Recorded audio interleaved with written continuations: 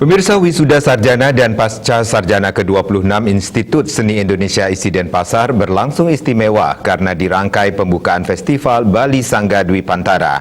Acara tersebut menghadirkan Menteri Pendayagunaan Aparatur Negara dan Reformasi Birokrasi PAN-RB RI Cahyokumolo, Gubernur Bali selaku Ketua Dewan Penyantun Isi Denpasar Wayan Koster dan orasi ilmiah oleh budayawan Gunawan Muhammad. Wakil Rektor Bidang Akademik Kemahasiswaan dan Alumni Isi Denpasar Anak Agung Gede Rai Remawa menjelaskan, peserta wisuda berjumlah 325. Rinciannya 176 sarjana dan sarjana terapan Fakultas Seni Rupa dan Desain dengan predikat terpuji 143 wisudawan, 110 sarjana Fakultas Seni Pertunjukan dengan 86 predikat terpuji, 39 magister seni dengan 33 wisudawan predikat terpuji. Rektor Isi Denpasar Profesor Wayan Kun Adnyana memberi apresiasi atas keberhasilan wisudawan dan mengatakan setelah usai wisuda ini semua lulusan adalah alumni kebanggaan Isi Denpasar. Dinamika dan atmosfer perguruan tinggi seni seperti Isi Denpasar berdenyut dengan beragam aktivitas, keceriaan kolaborasi, juga keramahan sinergis interpersonal menumbuhkan pribadi mandiri sekaligus selalu sadar urun tangan bermasyarakat.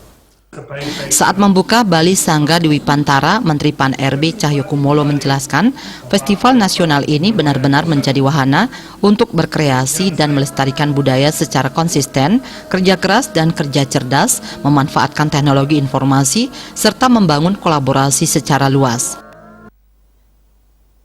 Saya berharap bahwa Bali Sangga Dwi Pantara akan menjadi festival yang tidak hanya memamerkan karya seni yang sudah ada, tapi juga karya-karya seni ciptaan baru.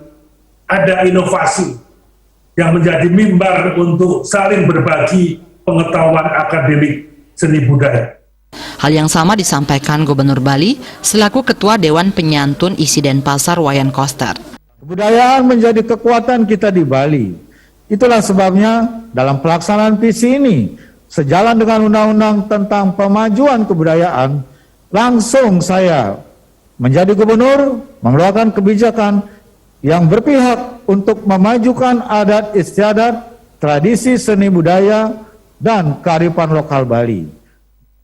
Dalam kesempatan tersebut, budayawan Gunawan Muhammad menyampaikan orasi berjudul Konservasi dan Produksi Kebaruan. Pada akhir acara ditayangkan Bali Dwi Pantara Bakti berupa pergelaran virtual Ummah Bersama Nusantara.